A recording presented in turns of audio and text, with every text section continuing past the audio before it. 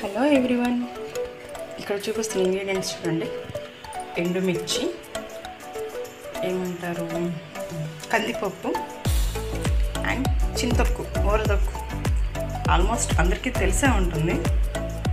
And this జీలకర్ర, కరివేపాకు, peanuts, పల్లీలు అండ్ ఫైనల్లీ ఆనియన్, వెల్లుల్లి. ఇవన్నీ 1 by 1 డ్రై రోస్ట్ చేసుకుంటే అఫ్కోర్స్ మీకు కావాల్సింటే ఆయిల్ కూడా వేసుకుని నేర్చుకోవచ్చు. ఇక్కడ నేను మీకు చూపిస్తున్న ఇంగ్రీడియంట్స్ చూడండి. దిస్ ఈజ్ ఎండుమిర్చి, కందిపప్పు, వెల్లుల్లి,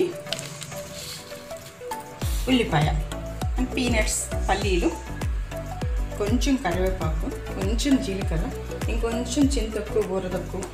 ఇంకా మీ ఊళ్ళలో ఏమంటారో నాకైతే ఐడియా లేదు. మా దగ్గర అయితే చింతొక్కు అని అంటారు. ఈ ఇంగ్రీడియంట్స్ అన్నీ 1 by 1 డ్రై రోస్ట్ చేసుకోండి. ఫస్ట్ వచ్చేసి పీనట్స్, నెక్స్ట్ ఎండుమిర్చి, నెక్స్ట్ కందిపప్పు, నెక్స్ట్ జీలకర్ర, కరివేపాకు, అండ్ దెన్ ఈ చింతొక్కు వేసుకుని డ్రై రోస్ట్ చేసుకొని పక్కన పెట్టుకొని చల్లారిన తర్వాత కొంచెం ఉప్పు యాడ్ చేసుకొని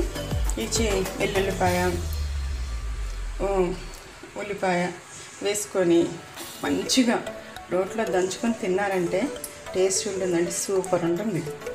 రోజు తినే వాటికి కొంచెం బోర్ కొట్టేసి కొంచెం డిఫరెంట్ టేస్ట్ తినాలనిపించింది అనుకోండి, ఇది ట్రై చేయొచ్చు, డెఫినెట్గా ట్రై చేయొచ్చు.